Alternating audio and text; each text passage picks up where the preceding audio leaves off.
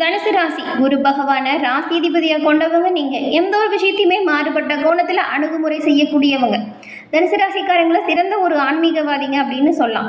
ஏன் நாத்திகவாதியாக இருந்தாலும் சரிங்க, தங்களுக்கு மேலே ஒரு சக்தி இருக்குது அப்படிங்கிறதுல ஆழ்ந்த ஒரு நம்பிக்கை உங்களுக்கு இருக்கும். தனுசு ராசி குரு பகவான ராசி அதிபதியாக கொண்டது பெரும்பாலும் நீங்கள் புத்திசாலித்தனமாக எந்த ஒரு விஷயத்தையும் செயல்படுத்தக்கூடிய தன்மை கொண்டவங்க. செல்வ செழிப்போடு இருக்கணும் அப்படின்னு நினைப்பீங்க. பொதுவாக தனுசு ராசிக்காரங்களை எதிர்த்து போராடுறது ரொம்பவுமே கஷ்டமான விஷயம். ஏன்னா உங்களுக்கு பேச்சாற்றல் அதிகமாக இருக்கும், பேசியே உங்களுக்கான காரியத்தை சாதிச்சுடுவீங்க. அதே போல் இந்த தனுசு ராசி ஆண் தன்மை கொண்ட நேர்மையான பரந்த மனப்பான்மை கொண்ட ஒரு ராசி.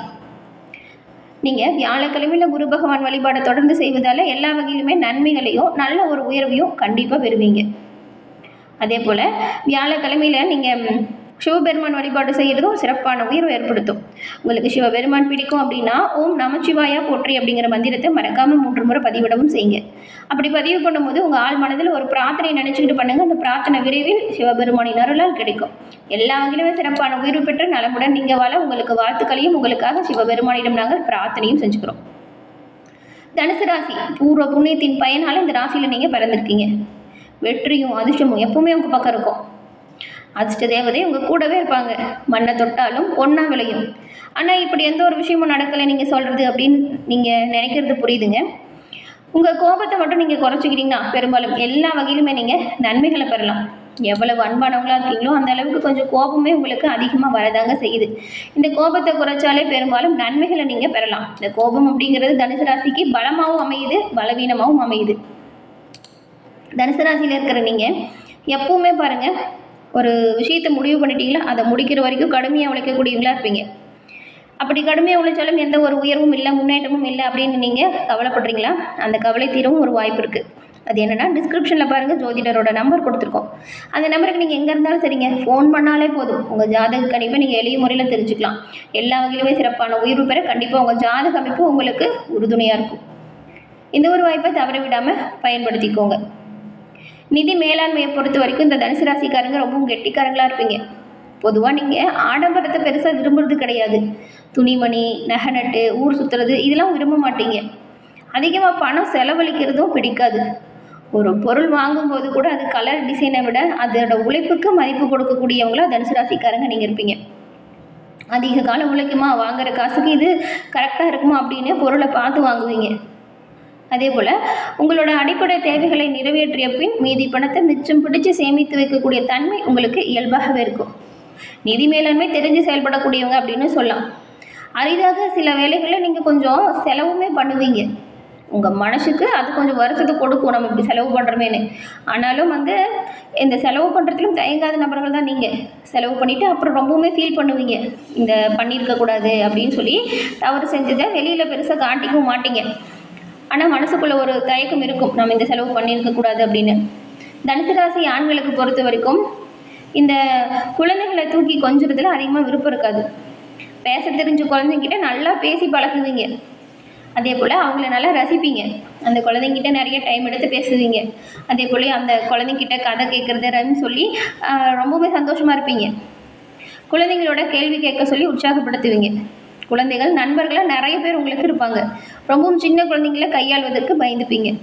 தனுசு ராசி அப்படின்னு சொல்லும்போது பொய்மையும் வாய்மை இடத்தை அப்படின்னு வள்ளுவர் சொன்னார் இல்லையா, அந்த வாக்கில் நம்பிக்கை உள்ளவங்களா நீங்கள் இருப்பீங்க. நல்ல பிள்ளைங்களாக காட்டிக்கிறதுல சில பொய்களை கூட சொல்வது வழக்கமாக இருக்கும். இப்படிப்பட்ட தனுசு ராசிக்கு இந்த வாரம் எப்படிப்பட்ட வாரம் அமைஞ்சிருக்கு, இந்த வாரத்தோட கிரக சூழல் என்ன மாதிரியான அமைப்பை ஏற்படுத்துது, அதாவது உங்களுக்கு நீங்கள் நினச்சது போல் இந்த வாரம் கரெக்டாக எல்லாமே நடக்குமா, இல்லை ஏதாவது பின்னடைவு வருமா?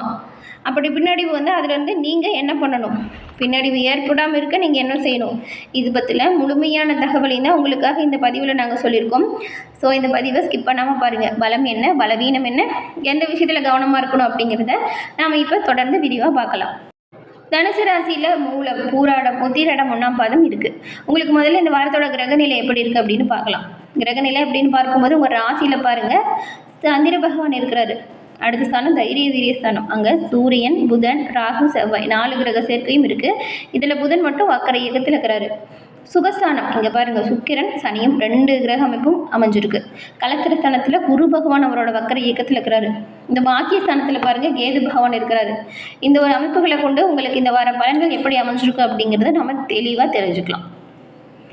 இந்த அமைப்புகளை பார்க்கும் பொழுது தனுசு ராசி அன்பர்களுக்கு இந்த வாரம் அப்படிங்கிறது மன நிறைவு ஏற்படக்கூடிய ஒரு சிறப்பான வாரமும் அமைஞ்சிருக்கு. உங்கள் ராசிக்கு குரு மற்றும் சனியின் பார்வை இப்போ அமைது இல்லையா? இப்போ பாருங்கள், உங்களுக்கு உங்கள் எதிர்காலம் குறித்த ஒரு நல்ல தெளிவு இப்போ பிறக்கும். நீங்கள் நல்ல ஒரு முன்னேற்ற பாதையை நோக்கி செல்ல போகிறீங்க. அது மட்டுமா, சவாலான காரியத்தை கூட எளிதாக செஞ்சு முடிப்பீங்க. ரொம்ப நாளாக தீராமல் இருந்த பிரச்சனைக்கு நல்ல ஒரு தீர்வு, நல்ல ஒரு முடிவு இப்போ உங்களுக்கு தெரியும் பாருங்க. ஒரு சிலருக்கு இழந்து போன பதவிகளுமே கிடைக்க வாய்ப்பு இருக்குது. அரசியல் பிரமுகர்களுக்கு மேலிடத்தோட ஆதரவு பக்கபலமாக இருக்கும். முக்கிய ஆவணங்களை கையாளும் பொழுது பத்திரமா பாதுகாப்பாக கையாளுங்க. ஒரு சிலருக்கு கொஞ்சம் தேவையில்லாத அலைச்சல், டென்ஷன் வரக்கூடிய வாய்ப்பும் இருக்குது. எதிரில் இருக்கிறவங்களோட செயல்கள் தேவையில்லாமல் கோபத்தை தூண்டலாம், கவனமாக இருங்க. டென்ஷனால் ஆரோக்கிய குறைபாடு, மருத்துவ செலவு ஏற்பட வாய்ப்பு இருக்குது. பெரும்பாலும் நீங்கள் கோபத்தை குறைச்சிக்கிட்டு மற்றவங்களோட மனசை புண்படாதபடி பேசுங்க. குடும்பத்துலேயுமே நீங்கள் மற்றவங்களோட மனசை புண்படாமல் பேசினா குடும்ப பிரச்சனைகளை எளிமையாக சமாளிக்கலாம். பணிபுரியக்கூடிய இடத்துல பெண்களை பொறுத்த வரைக்கும் எடுத்த காரியத்தில் வெற்றி வாய்ப்பு பெற கவனமாக முன்னெச்சரிக்கையாக செயல்படணும். வயது முதிர்ந்தவங்களுக்கு ஆன்மீக பயணம் மேற்கொள்ளக்கூடிய வாய்ப்பு கிடைக்கும். சில குடும்ப உறுப்பினர்கள் ஒன்றிணைந்து பித்ருக்கடன் தீர்த்து முன்னோர்களின் நல்லாசியை பெறக்கூடிய வாய்ப்பும் வரும். ஒரு சிலருக்கு அரசியல் பதவிகள் தானாக தேடி வரும். இந்த தனுசு ராசியில் இருக்கிறவங்க எப்பவுமே அமாவாசை அன்னைக்கு அந்தணர்களுக்கு தான தர்மம் கொடுங்க. இது சிறப்பான உயர்வை ஏற்படுத்தும். இந்த வாரம் பெரும்பாலும் எல்லா வகையிலுமே நன்மைகளையும் நல்ல ஒரு உயர்வையும் பெறக்கூடிய அமைப்பு உங்களுக்கு அமைஞ்சிருக்கு. அதனால வாய்ப்புகளை நல்லதாக உருவாக்குங்க, வரக்கூடிய வாய்ப்புகளை பயன்படுத்துங்க. அப்படின்னு தான் எல்லாமே நல்லதாக நடக்கும். இந்த வாரம் பல வகையிலுமே உங்களை பொறுத்த வரைக்கும் நன்மைகளையும் நல்ல விஷயங்களையும் உண்டாக்க போகிறீங்க. அது மட்டுமா, இழுப்பறியாக இருந்த வேலையை கூட ரொம்பவே சாதகமாக எளிமையாக இப்போ உங்களுக்கு சாமர்த்தியமாக அந்த விஷயத்தை செஞ்சு முடிக்கக்கூடிய அமைப்பு இருக்குது. இதனால் தொழில் வியாபாரம் நல்லாயிருக்கும், பண வரத்தும் அதிகரிக்குது. நீங்கள் தெளிவான முடிவெடுக்கிறதுனால பிரச்சனைகளுக்கான பரிபூர்ணமான தீர்வையும் இப்போ பெற முடியும். அரசாங்கம் தொடர்பான விவகாரங்களில் உங்களுக்கு சாதகமான போக்கு இப்போ நிறைவே ஏற்பட வாய்ப்பு இருக்குது. கடினமான வேலையை கூட சுலபமாக செஞ்சு முடிப்பீங்க. நல்ல ஒரு மரியாதையும் நல்ல ஒரு அந்தஸ்தும் இப்போ உங்களுக்கு அதிகரிக்கக்கூடிய காலகட்டமாக இது அமைஞ்சிருக்கு. கடினமான முயற்சிகள் கூட நீங்கள் இப்போ பாருங்கள் ரொம்ப எளிமையாக செஞ்சு முடிப்பீங்க. கடந்த காலத்தில் செய்ய முடியாது அப்படின்னு விட்டு வச்ச வேலையை கூட இப்போ நீங்கள் சிறப்பாக செஞ்சு காட்டுவீங்க. தொழில் வியாபாரத்தில் இருந்த பணத்தட்டுப்பாடு நீங்குது. வசூலாக வேண்டிய கடன் பாக்கி விரைவில் வசூலாகுது. வியாபாரம் தொடர்பான பயணங்களில் நல்ல ஒரு லாபம் கிடைக்குது. உத்தியோகத்தில் இருக்கிறவங்களுக்கு சக ஊழியர்கள்கிட்ட இருந்து வந்த கருத்து வேற்றுமை இந்த காலகட்டத்தில் உங்களை விட்டு நீங்குது.